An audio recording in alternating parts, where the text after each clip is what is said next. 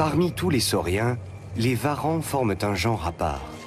Ils sont sauvages, puissants et particulièrement intelligents.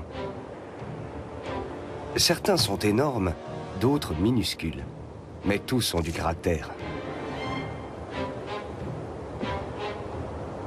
Les plus grands ne connaissent pas de prédateurs. Comme ils n'ont peur de rien, ils se comportent en conséquence.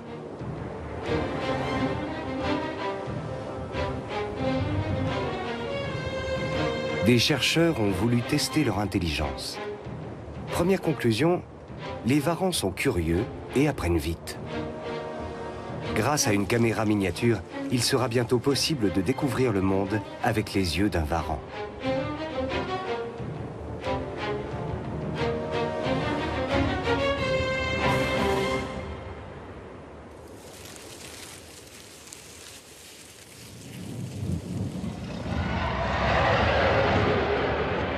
Il y a 80 millions d'années, à l'époque où les dinosaures règnent encore sur le monde, une nouvelle famille de reptiles apparaît, les varans.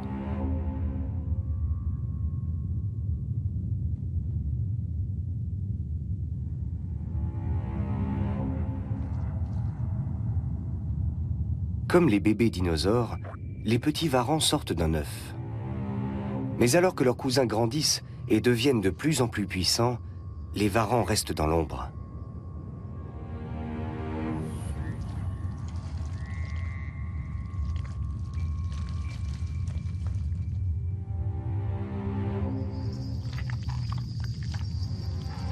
Jusqu'au grand cataclysme qui va exterminer tous les reptiles dominants et de nombreuses autres espèces. Le varan survit à cette hécatombe et devient alors le roi des lézards.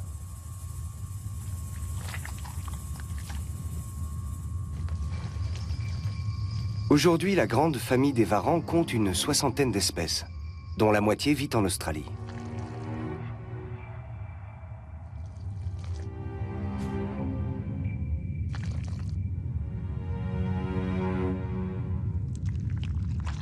Ces bébés sont des varans perenti, une espèce géante australienne. Après 9 mois passés dans l'œuf, ils sont prêts à sortir.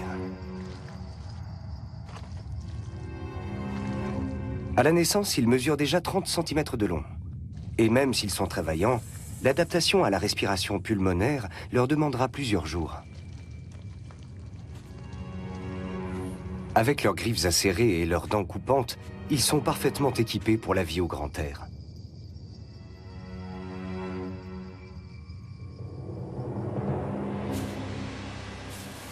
Mais avant, ils vont devoir se frayer un chemin à travers un bon mètre de sable brûlant.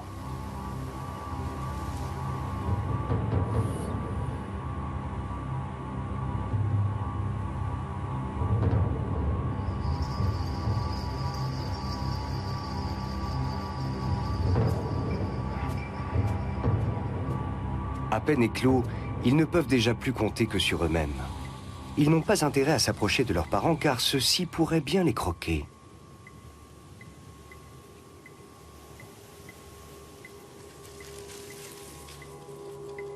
Papa est en effet cannibale.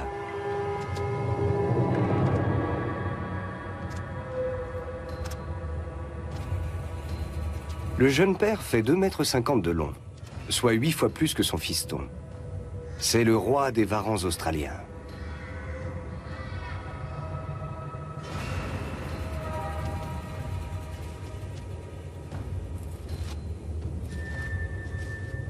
Comme tous les reptiles, il a besoin de chaleur pour démarrer la journée. Mais dès qu'il a absorbé la chaleur du soleil matinal, sa température rattrape celle des mammifères et peut même la dépasser. C'est pourquoi parler de lui comme d'un animal à sang-froid est tout à fait relatif.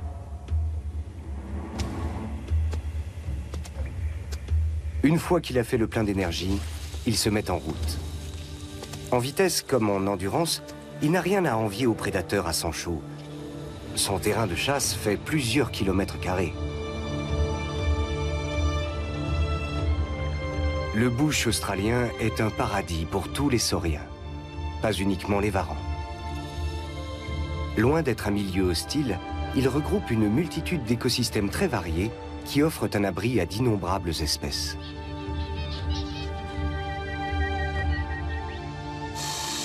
Mais c'est avant tout le pays des lézards et des chasseurs de lézards.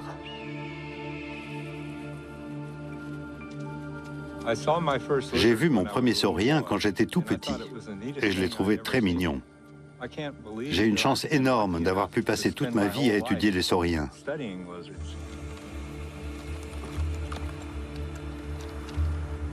Le biologiste américain Eric Pianka est surnommé Monsieur Lézard. Il sillonne les déserts de la planète depuis 40 ans. Et partout, il trouve des preuves de l'intelligence des sauriens. Mais son terrain de prédilection est la région des Red Sounds, dans le grand désert de Victoria, en Australie.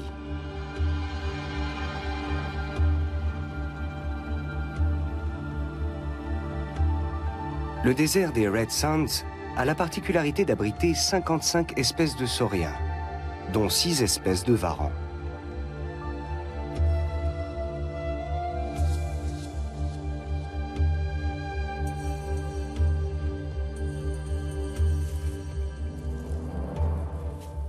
Tout le désert grouille de sinques, de geckos et de varans. Eric veut y tester de nouvelles approches pour étudier l'intelligence des varans. Une entreprise ardue, même pour Monsieur Lézard.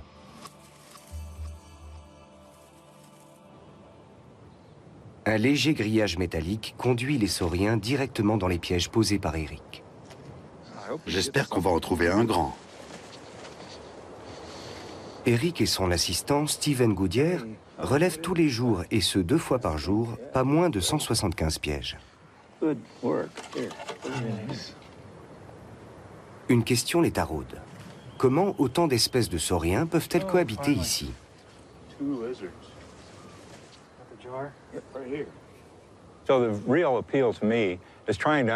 Pour comprendre pourquoi il y a autant de sauriens différents dans la région, on doit identifier chaque espèce et savoir ce qu'elle mange.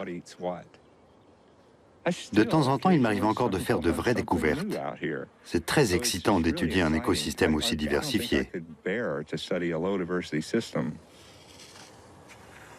Au cours des 20 dernières années, Eric a capturé quelques 18 000 sauriens, réalisant ainsi l'étude la plus complète à ce jour sur ces animaux. Tous les varans ne sont pas aussi grands que le Perenti. Il y en a aussi de tout petits. Ça, c'est une sacrée prise. C'est un varan pygmée, un vrai trophée. Parmi tous les sauriens, c'est mon préféré. C'est un chasseur de lézards comme moi. Il parcourt de très longues distances quand il chasse. Je le ramène au camp.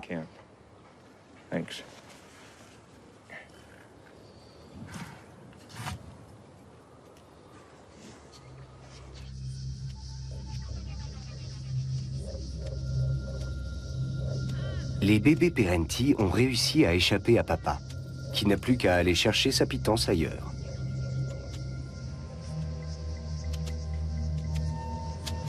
Il connaît son territoire sur le bout des pattes, emprunte des raccourcis et utilise les reliefs du terrain pour poser des embuscades à ses proies.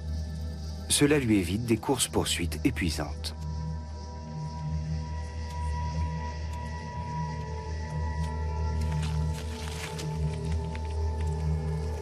Dès qu'il a repéré la trace d'une proie, son instinct le conduit directement au but.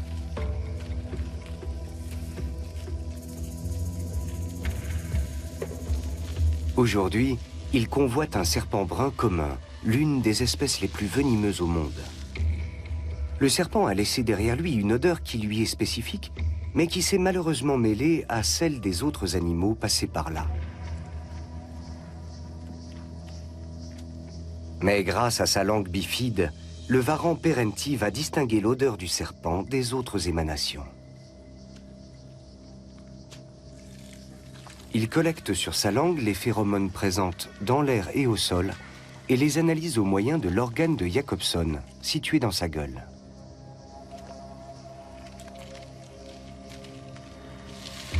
Le varan Perenti sait même quand sa proie est passée et quelle direction elle a prise.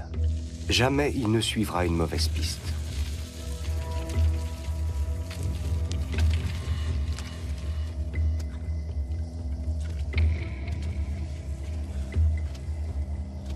Dès que la proie émet la moindre particule olfactive, sa vie est en danger.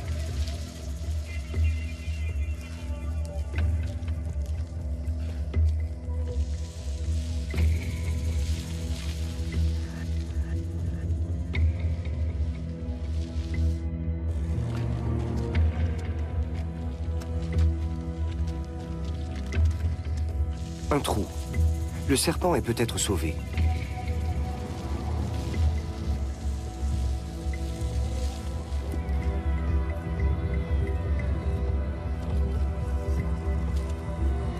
Mais le varan s'engouffre sous terre à la poursuite de sa proie.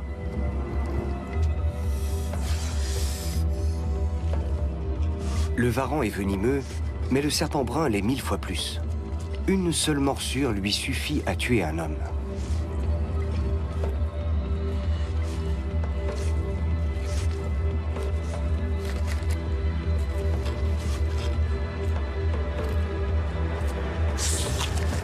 Mais le varan semble immunisé.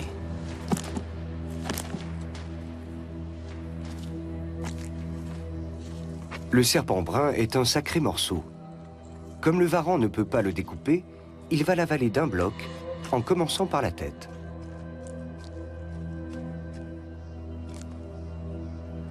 Un bon repas peut les faire tenir des semaines. Les reptiles tirent une partie de leur énergie du soleil, ce qui leur permet de manger 10 fois moins qu'un mammifère.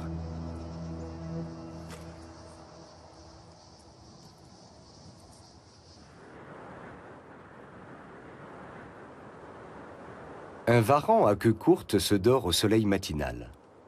Avec son long corps et sa toute petite queue, c'est un peu le teckel des varans.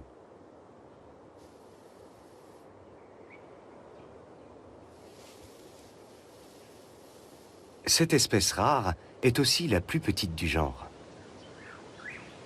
Gotcha. Oh man, look at that.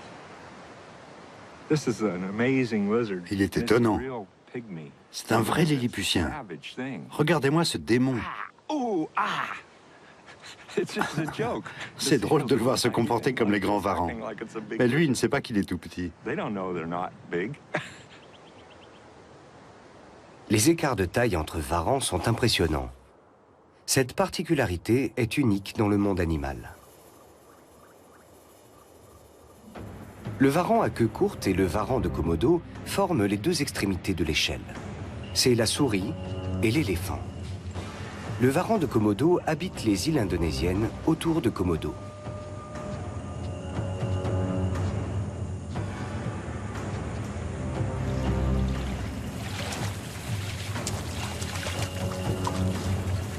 Ses mensurations, 3 mètres de long pour plus de 100 kilos.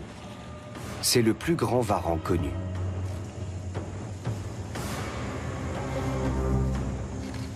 Il n'a pas de prédateur et peut s'en prendre à un cerf ou un buffle d'Asie, voire à un homme.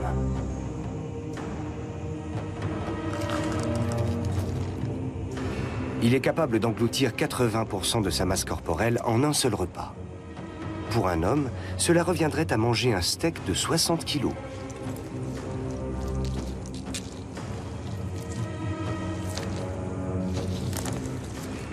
Les varans sont des animaux vraiment fascinants. Ils sont plus grands que les autres sauriens, mais aussi plus intelligents. Je vous mets au défi de regarder un varan dans les yeux dans un zoo. Vous verrez qu'il vous rendra votre regard. Les autres sauriens ne font pas ça. Le zoo de Londres a été l'un des premiers à montrer des varans de Komodo dès 1927. Le roi des lézards fascine autant les visiteurs que les soigneurs. Ian Stevens est bien placé pour le savoir. Depuis qu'il y a des varans de Komodo dans les zoos, ils séduisent tout le monde parce qu'ils sont extrêmement curieux. Dès qu'on introduit un nouvel élément dans leur environnement, ils viennent l'inspecter. Ils veulent tout connaître et gardent toujours un œil sur vous. Raja cherche de la compagnie.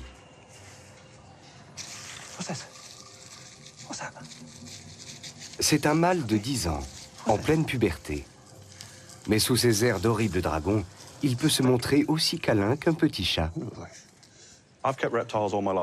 Normalement, vous ne pouvez pas instaurer de relation avec un reptile, sauf les varans de Komodo.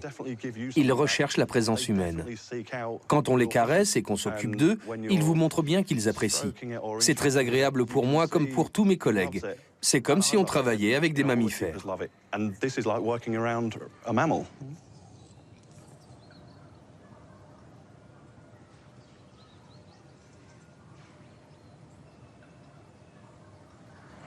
Raja.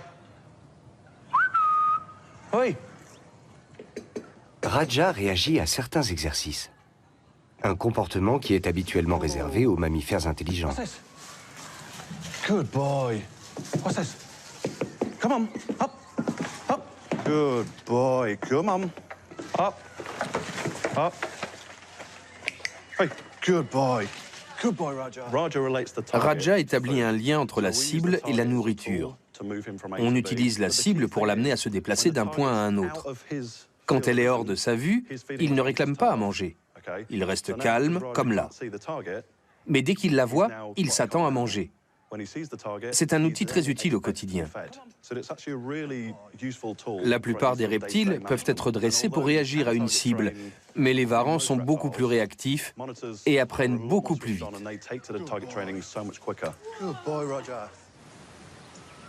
À l'autre bout du monde, Eric et Steven dressent le bilan de leur journée. Un varan pygmée et 2 varans à queue courte. On a du pain sur la planche.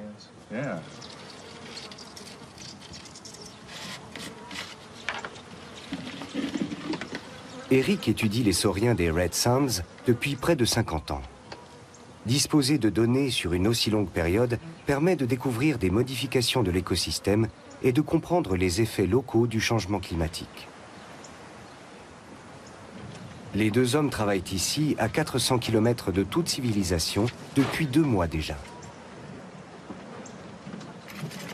La collecte des données est un travail long et fastidieux. Il faut identifier le sexe, mesurer la taille de l'animal et le peser.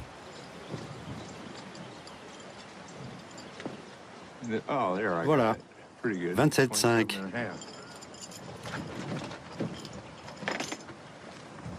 C'est le même protocole, les mêmes gestes, année après année. Mais cet été, Eric veut tester une nouveauté, en collaboration avec 2 éthologues. Une nouvelle technologie devrait leur permettre de voir la vie des varans comme personne ne l'a encore jamais vue.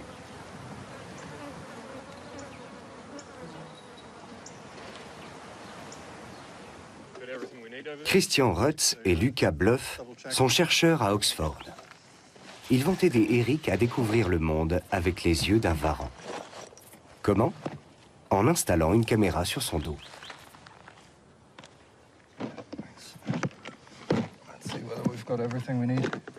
Mais avant de rencontrer Eric, ils veulent faire une répétition générale. La caméra est prête. Et voilà leur premier cobaye, légèrement récalcitrant. J'en ai un gros. C'est un sacré morceau. Et il n'est pas content du tout. Faites attention à vous. Ce varan Perenti est habitué à l'homme. Cela en fait un cobaye idéal. Il est assez costaud pour porter la caméra et se remettra vite de sa frayeur.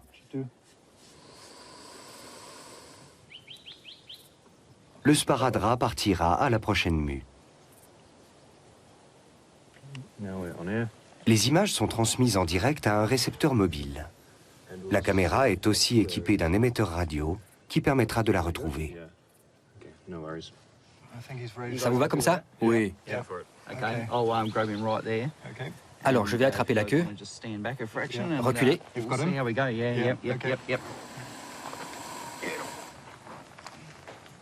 Ça a l'air de bien tenir. Voilà, mon grand. C'est parti. Il n'a pas aimé. La batterie permet 1 heure de télétransmission. La répétition générale a commencé. L'image est bonne. Ça arrive déjà? Oui. Les hommes restent dans la limite de réception du signal vidéo. Elle est d'environ 500 mètres, selon le relief.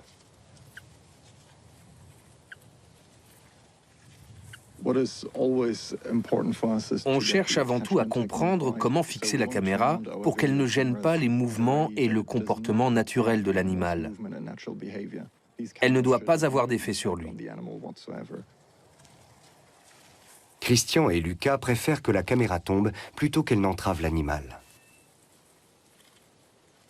Le plus difficile, c'est de trouver le bon boîtier de protection pour la caméra. Il faut qu'il soit hyper résistant, mais aussi très léger et dans le meilleur des cas, réutilisable. Pour perfectionner le système, rien de tel que de le tester.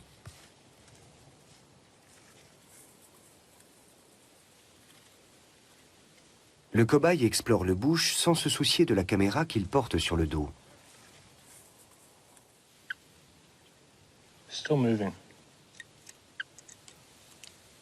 Regarde, il grimpe sur l'arbre.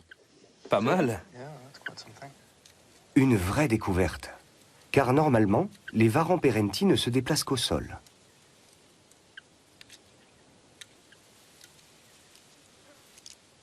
Encouragés par ce premier succès, Christian et Lucas décident de tester un autre système.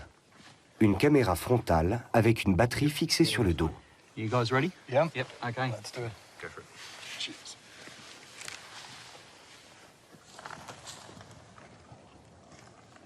Cette fois, le Perenti se dirige vers une trace de pneu dans le sable. Il a flairé quelque chose. Il suit les effluves d'un animal victime d'un accident de la route. L'odeur des chairs en décomposition ne le gêne pas. Le varan Perenti est doué pour la chasse, mais il apprécie aussi les charognes.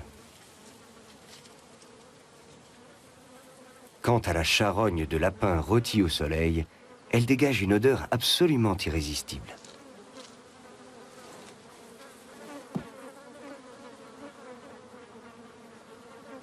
Les varans ne peuvent pas mâcher. Lorsque leur pitance est trop grosse pour être avalée en une seule bouchée, ils la déchiquettent.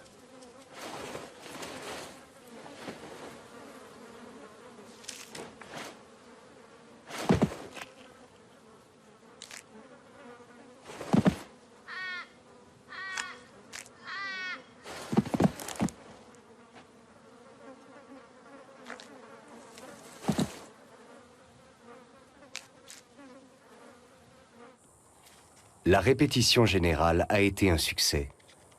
Mais c'est avec des varans de petite taille et difficiles à observer de loin que la caméra prendra tout son sens.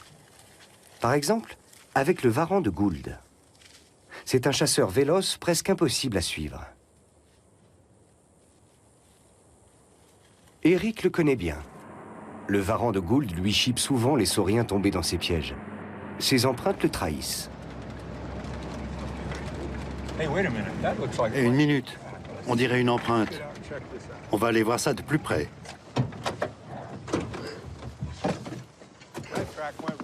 Mais aujourd'hui, le varan de Gould semble revenir bredouille.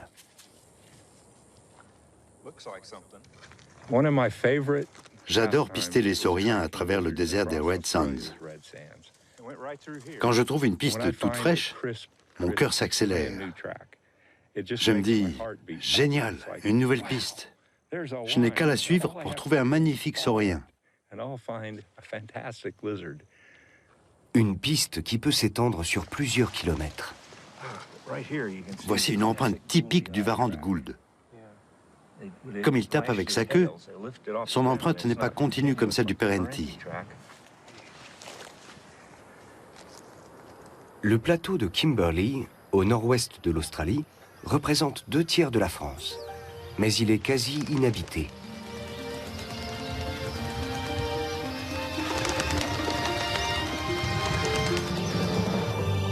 C'est une région montagneuse tropicale dans laquelle le varan de Kimberley est parfaitement à son aise.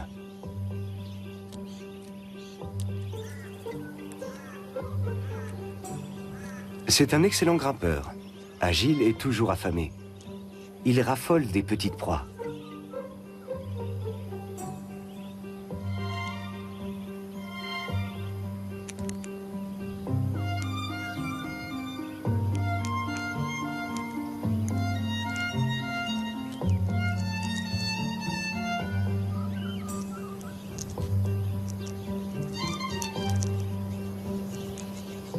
Les multiples talents des varans expliquent en partie leur extraordinaire longévité de plusieurs millions d'années.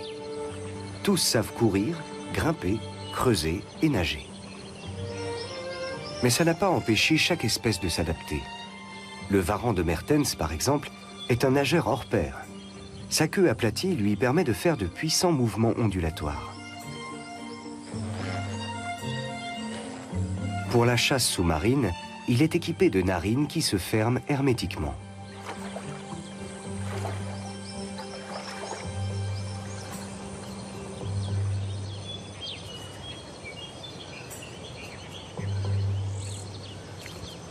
Il a un gros avantage sur les autres prédateurs, car il flaire les odeurs même sous l'eau.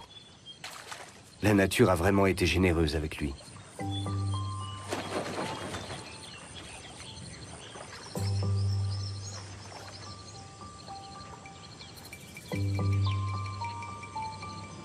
C'est évidemment un remarquable pêcheur.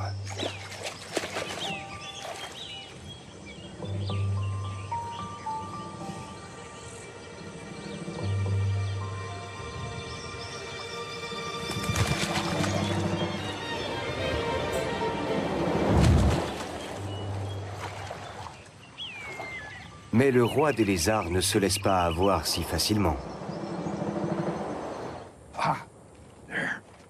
Steven, apporte une pelle et une pioche. Il y a un gros varan de gould dans un terrier. Eric vient de trouver la cachette de son voleur de sauriens. C'est là. La première chose à faire est de trouver sa sortie de secours. Elle doit être par là.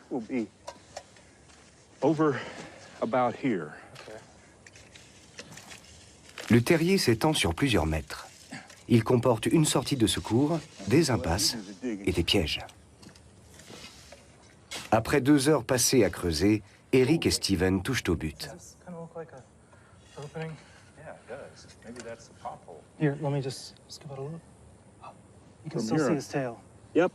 Je t'avais bien dit qu'il était là et qu'il allait essayer de passer par la sortie de secours.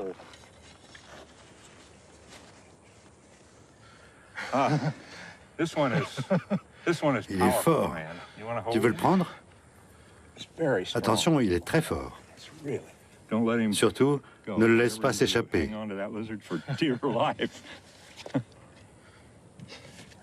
J'ai du mal à le retenir.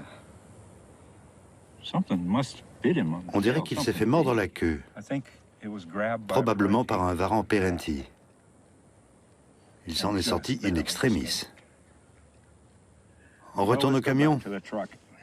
Ce varan sera bientôt le premier des Red Sounds à porter une caméra. Ça a été dur. Il est assez grand pour porter un émetteur.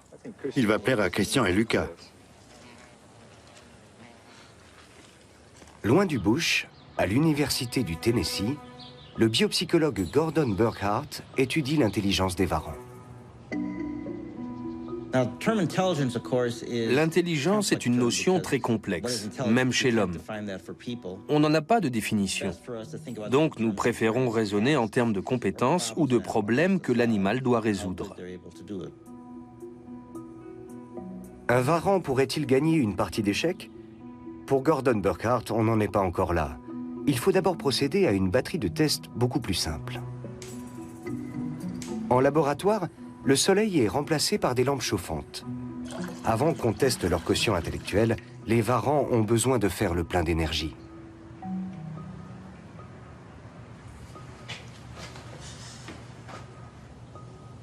Okay, let's get Milo underway here.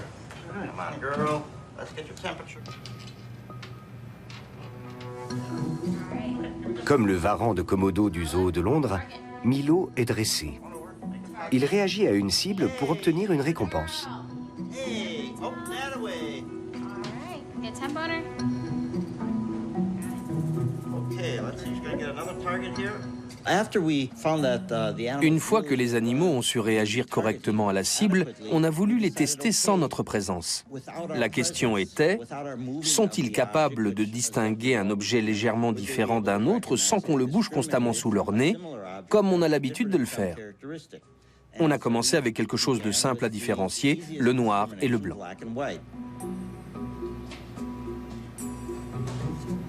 deux nouvelles difficultés se présentent à lui.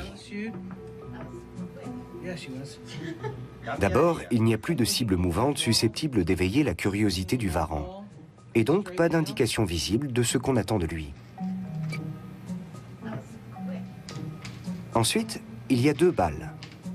Le varan va-t-il comprendre que seule la balle noire est synonyme de nourriture?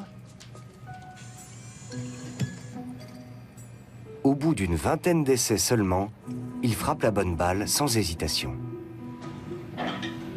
Ensuite, on échange les balles pour vérifier qu'il ne choisissait pas la noire par hasard.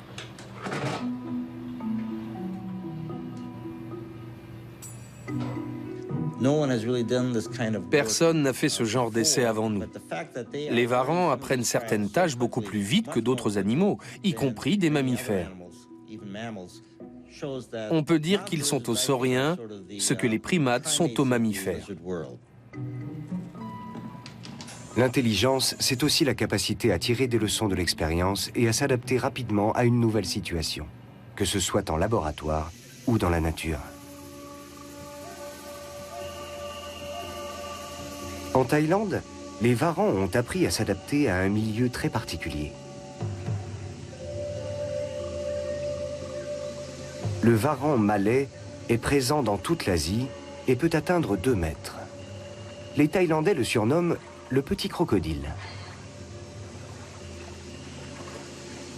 Il a vite compris qu'il pouvait profiter de ce qu'une ville offre en termes de nourriture.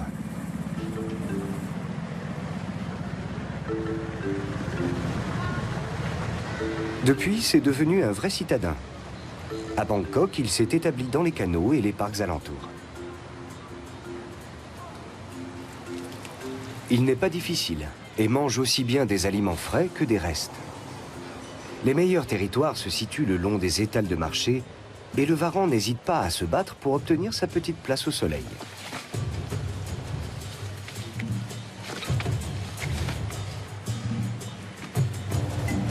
Peu avant la mousson, les combats se multiplient.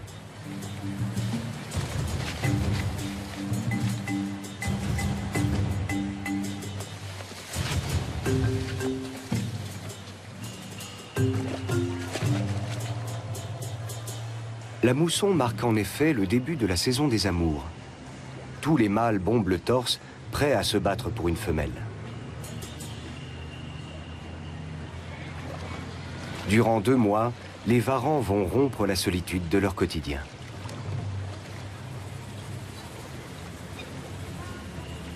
Une période courte, mais très riche en émotions. Les mâles marquent leur territoire, le défendent face aux rivaux et rendent visite à ces dames.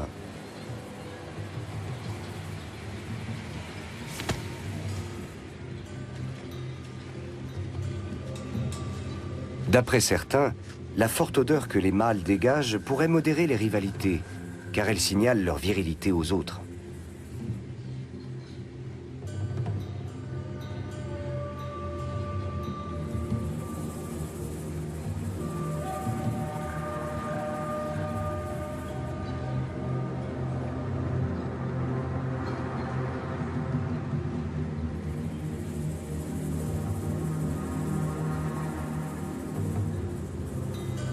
Si le mâle et la femelle sont dans la bonne position, ils s'accouplent, en général plusieurs fois d'affilée. Mais la femelle s'accouplera aussi avec d'autres partenaires. Ces œufs ont le patrimoine génétique de plusieurs mâles.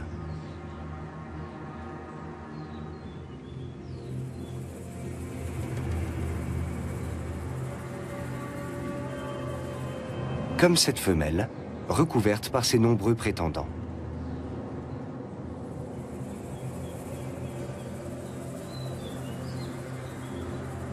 Après l'accouplement, la femelle creuse une chambre souterraine et y dépose une dizaine d'œufs.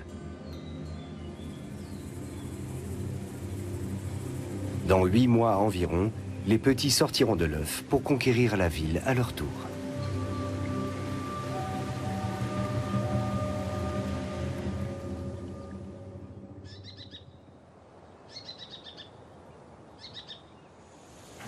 Au camp d'Eric, on s'apprête à vivre un grand jour. Les 2 caméramens sont enfin arrivés. Ils sont en train de fixer une caméra sur mesure et son émetteur radio sur le dos du varan de Gould qu'Eric a capturé. Il y a un marquage radio ici. Comme ça, si la caméra tombe, on pourra la retrouver. Et on va mettre un deuxième marquage pour retrouver le varan si la caméra tombe. Le varan a été maintenu à basse température pour faciliter l'intervention. Il ne souffre absolument pas.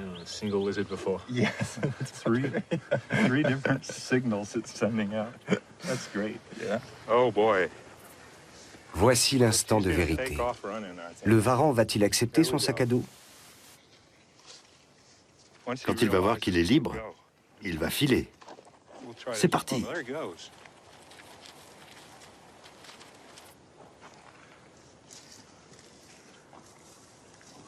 Super. C'est fantastique. On va couper par ici. Hors de vue des humains, le varan est de nouveau dans son élément. Mais grâce à la caméra, les chercheurs peuvent le suivre. Le varan de Gould est l'un des rares varans capables de marcher ou de se mettre debout sur ses pattes arrière. Ce comportement a rarement été observé hors d'Australie. Il doit être quelque part au milieu de ces graminées. Je crois qu'il est là. Mais on peut rester ici. Lucas reçoit bien. On n'a pas besoin d'approcher. Tant mieux. Inutile de l'effrayer. Après 40 années passées à observer les varans, Eric voit pour la première fois à travers les yeux de ses animaux de prédilection. Il baisse la tête. Tu vois? Il creuse.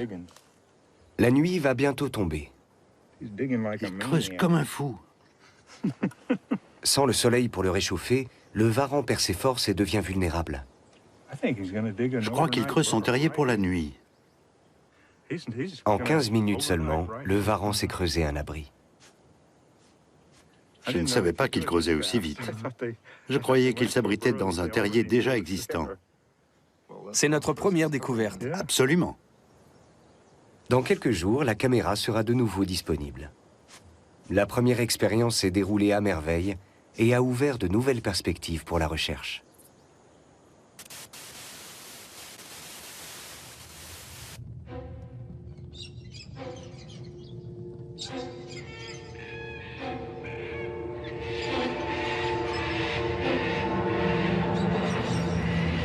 En Australie, les feux de brousse font partie du quotidien.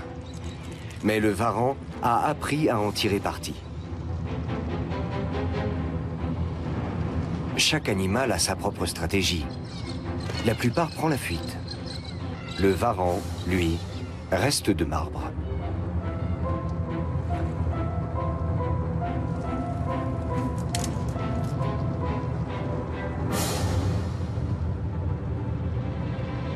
Dans l'eau, il est en relative sécurité et peut attendre la suite des événements. Car l'incendie a beaucoup d'avantages pour lui.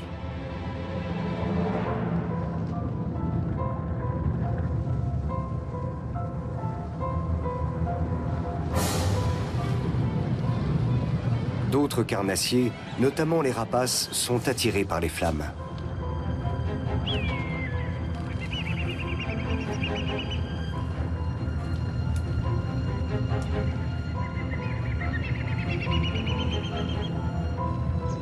Les insectes qui fuient la fumée et les flammes tombent par milliers du ciel directement dans la gueule du varan, ou presque.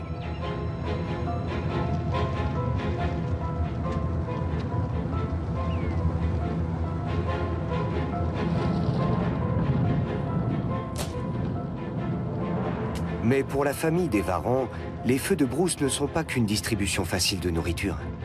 C'est le secret même de leur diversité en Australie.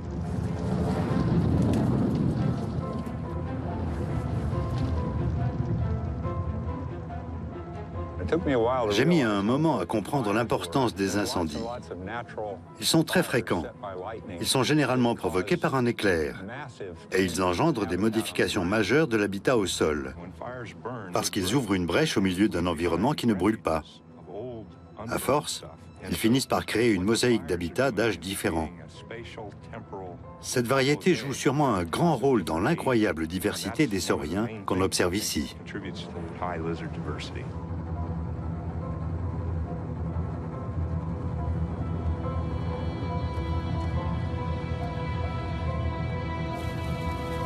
Mais les ravages du feu ne sont rien comparés aux destructions massives causées par certaines forces invisibles. Et l'on peut douter que les varans puissent, cette fois encore, s'adapter. Le changement climatique induit un réchauffement global de la planète, mais les effets locaux sont variés. En Australie, certains déserts ne sont plus aussi secs qu'auparavant.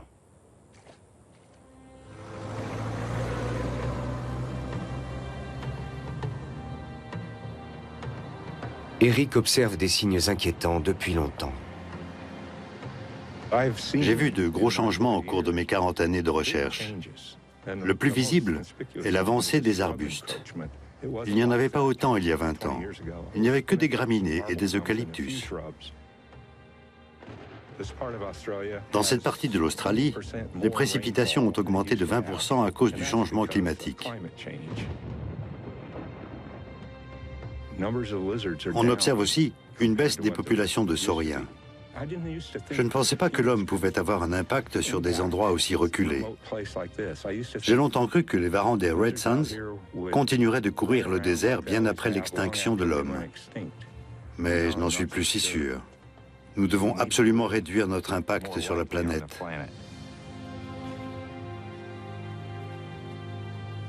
Oh, wow.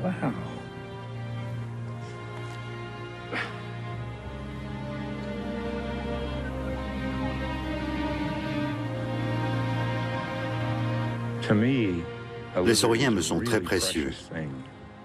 Ils sont au centre de ma vie. Je ne peux pas imaginer la Terre sans eux. Ce serait une Terre amputée d'une partie de ses espèces les plus étonnantes.